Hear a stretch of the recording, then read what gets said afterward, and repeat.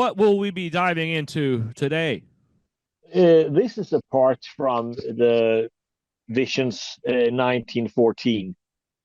Yes, which is And available in many places for reading across the interwebs and in the yeah, Legendarium. yeah, and it's also in the Book of the Lore that you Yes, can find on Amazon. yes. And the version we're looking at is also in the Skald and Veum 1260 days. Ah, But this ah, one was marked N Farel, so yeah, and yes, where it came from. yes. So this, yeah. So and in that album, it's called Eden Raped. Eden raped. Yeah, let's Man, go. let's go. Let's dive in.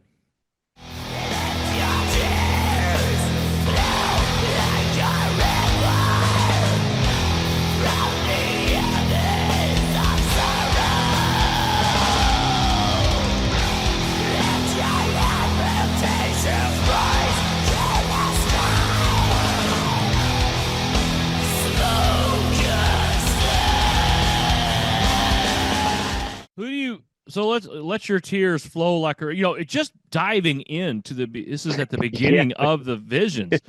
Who yeah, is he? If you didn't know, and you're just coming to yeah. this for the first time, who is he addressing that to? Who's he talking I, to? I have no idea.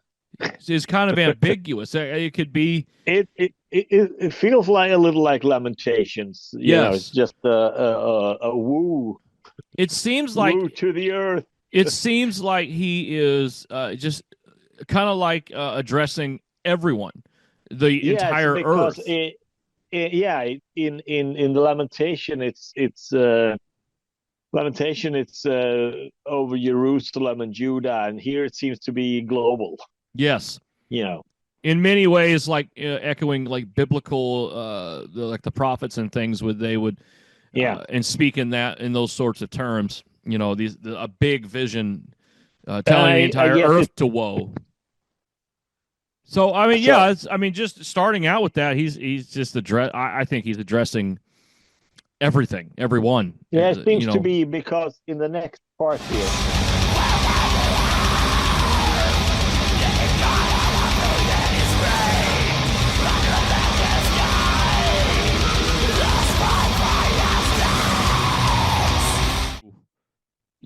I It's mean, dark. yeah, It's it dark. is really dark. And woe to, okay, there you go. Woe to the earth. That's who he's addressing. Yeah. The earth. The Garden of Eden is raped. Yeah. The thing that once was when Yes. everything was okay, it's just ravished. Yes. Which is both the actual first garden in Genesis, and it can be used in a lot of other ways. Yeah. Because the Garden of Eden just symbolizes that which something how it should be. Yeah, it's the ideal of Yes. the untainted creation, right? Exactly. Yep. Before things go awry. So, and under a blackened sky, lustful fires dance. So, I mean, you're starting to see, you get visions Sounds of like, like war. it does. There's the sound of war in the camp. There is a part later here that makes me think of the first the Iraq War Yeah. but it will come to that. Yes. Yeah.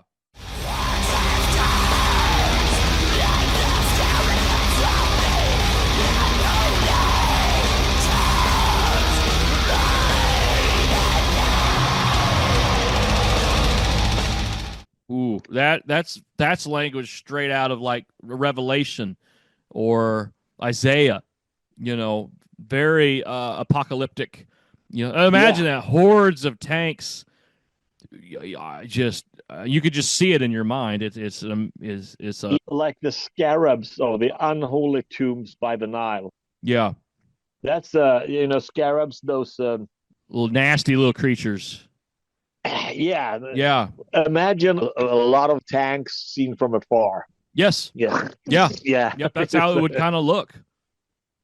Yeah, and also he does not respect the Egypt religion, it seems. Yeah, no. Right, because this is right around the time when they were like digging up Tutankhamun's grave and Yep. stuff like A that. lot was going on at the beginning of the 20th century. When was that Tutankhamun? When did they find? I cannot remember right offhand. I think it might have been around like 1910 or something, but it's just from top of my, I don't know. Well, we'll find it. When did he calls them unholy anyway. Oh, the yes. graves by the Nile. They found King Tut's tomb in early 20s, 1922. But they were digging in those areas. A lot was going on. A lot of research and things. So, okay, let's go on then.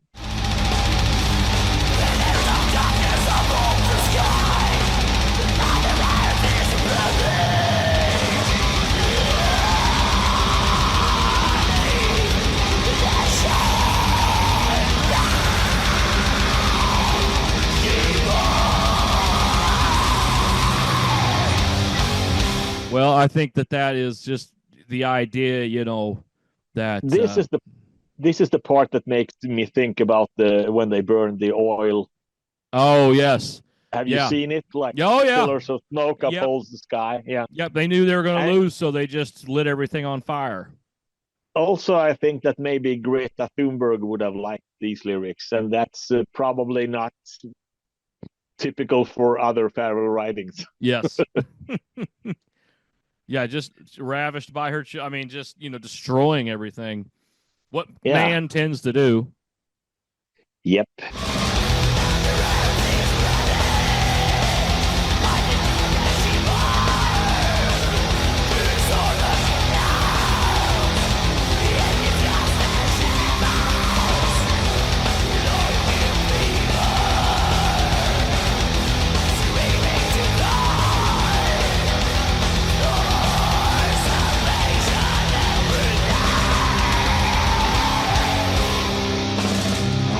That reminds me.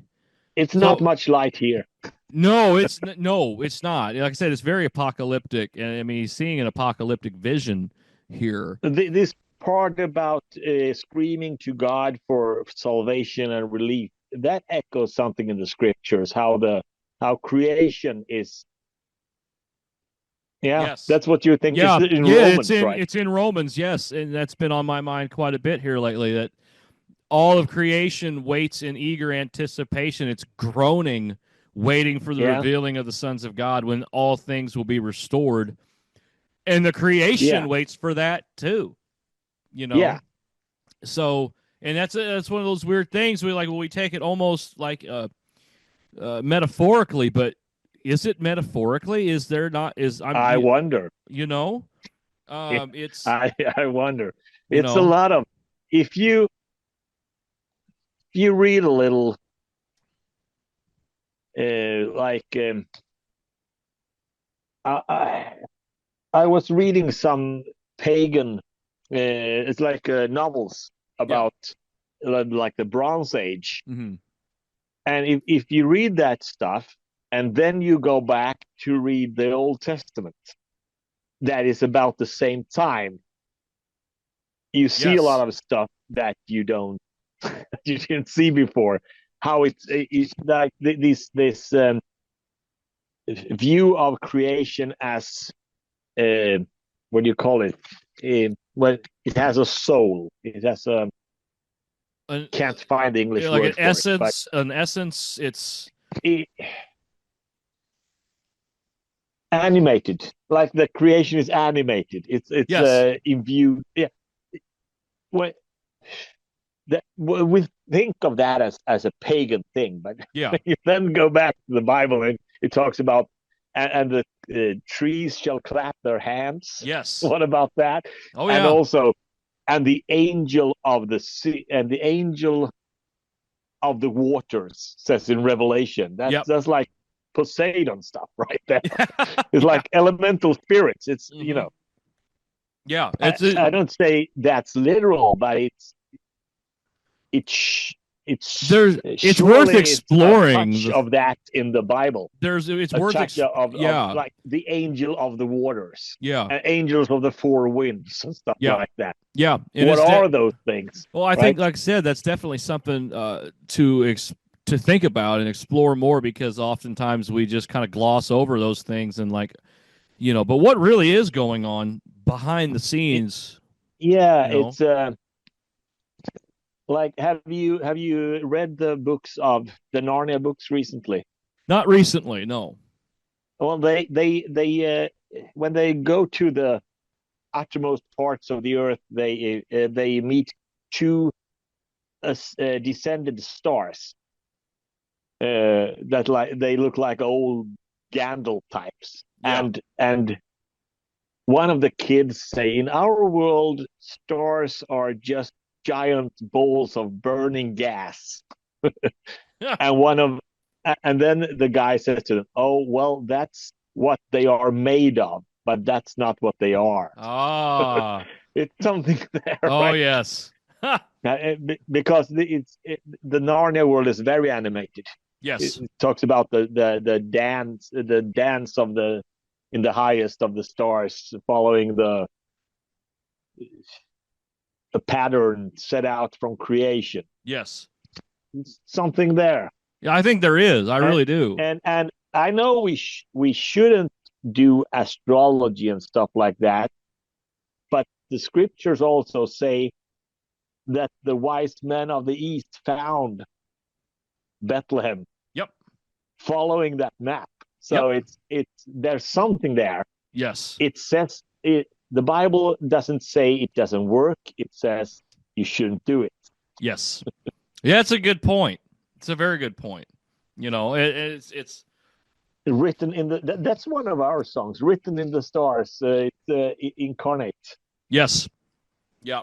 Your coming was written in the stars.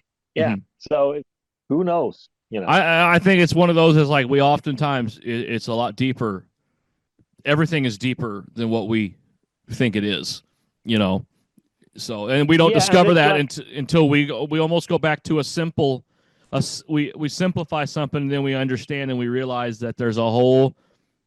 I yeah, said this the other day, actually. You find yourself all of a sudden on the shore of God's infinity, and yeah. you don't know how you got there, but it's endless, you know. So So in the 1700s or 1800s or something, people were laughing at those old star maps from Babylon yeah, because they had two planets. The solar system had two planets too many. yeah, And people were like, oh, they didn't know anything back then. And then they found Pluto. yeah, And then they stopped laughing. yeah. And then they assumed they would find the next one. I think it's called Rupert or something. They've had So a how bunch did of they different know that names. in the days of Babylon? Oh yeah, How did they know that? that is very. I mean, there's all kinds of things you could say how they might have known that. You know, Yeah, who we don't knows? know. Yeah, You know what? That was the end of this song. yeah. That's the last line, salvation and relief. Salvation and relief. Kind of talking back what we did in the last episode, blood and truth. Yeah, Salvation and those relief. those combo words. Yes. Mm. So should we just cut off there and go into the next part? Because we Yeah. still have time, don't we? Yeah, I think so. Yeah. Do your thing. Okay.